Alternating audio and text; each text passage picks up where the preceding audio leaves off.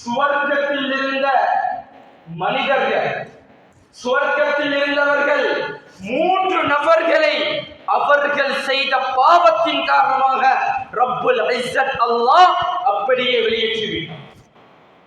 முதல் மனிதர் ஆதம் அலைஹிஸ்ஸலாம், அவர்களுடைய மனைவி ஹவ்வா அலைஹிஸ்ஸலாம். அல்லாஹ் சுப்ஹானஹு வ தஆலா ஆரம்பமாக இருவர்களை படைத்துவிட்டு சுவர்க்கத்துக்கு அனுப்பினான். அவர்களுக்கு அல்லாஹ் விதித்த ஒரு கட்டளை, வலா தக்ரபா ஹாதிஹி ஷஜரா ஃபதகூனா மினல் ஸாலிமீன். நீங்கள் 2 நபர்களும் அந்த மரத்திற்கு அருகாமையில் நெருங்க வேண்டாம், அந்த மரத்தினுடைய கனிகளை பறித்து சாப்பிட வேண்டாம். அல்லாஹ் தடுத்திருந்தான். ஷைத்தானுடைய ஊசலாட்டத்தின் காரணமாக 2 நபர்களும் அந்த மரத்திற்கு அருகாமையில் சென்று அந்த கனிகளை பறித்து சாப்பிட்டார்கள். அல்லாஹ் சுப்ஹானஹு வ தஆலா சுவர்க்கத்திலிருந்து அப்படியே அனுப்பினான் உலகத்திற்கு. என்ன காரணம்? ஏராளமான பாவங்கள் செய்யல, ஒரே ஒரு பாவம். அல்லாஹ் தடுத்த அந்த கனியை சாப்பிட்டதனுடைய காரணம் அல்லாஹ் சுவர்க்கத்தை விட்டு வெளியேற்றினார். அதனை போல 3வது நபர் இப்லீஸ், ஷைத்தான். ஷைத்தான் என்ன பாவம் செய்தது?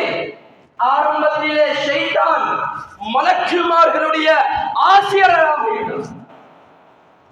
அல்லாஹ் சுப்ஹானஹு வ தஆலா ஆதம் அலைஹிஸ்ஸலாம் அவர்களை படைத்துவிட்டு மலக்குமார்களை பார்த்து அந்த ஷைத்தானையும் பார்த்து கூறினான், ஆதம் அலைஹிஸ்ஸலாம் அவர்களுக்கு சுஜூத் செய்யுமாறு. ஃபஸஜதல் மலாயிகத்து குல்லுஹும் அஜ்மஊன். மலக்குமார்கள் அத்தனை நபர்களும் ஆதம் அலைஹிஸ்ஸலாம் அவர்களுக்கு சஜிதா செய்தார். இல்லா இப்லீஸ், அந்த இப்லீஸை தவிர. இப்லீஸ் சஜிதா செய்யவில்லை, சஜிதா செய்ய மறுத்தான். அபா வஸ்தக்பர், அவன் பெருமை அடித்தான், தலக்கணம் அடித்தான். வகான மினல் காஃபிரீன், அல்லாஹ் அவனுக்கு நிராகரித்த கூட்டத்திலே ஒருவனாக மாற்றி அவனை அல்லாஹ்வுடைய கோபத்தை, அல்லாஹ் அவன் மேல் அவனுடைய கோபத்துடைய பார்வையை பார்த்து தூக்கி எறிந்தான் சுவர்க்கத்தை. என்ன காரணம்? ஒரே ஒரு பாவம். அல்லாஹ்வுடைய கட்டளை ஆதம் அலைஹிஸ்ஸலாம் அவர்களுக்கு சுஜூத் செய்யுமாறு, அந்த சுஜூதை மறுத்ததுடைய காரணம் அல்லாஹ் தூக்கி எறிந்தான் உலகத்திற்கு. எவ்வாறு எறிந்தான்? சபித்த நிலைமையில் எறிந்தான்.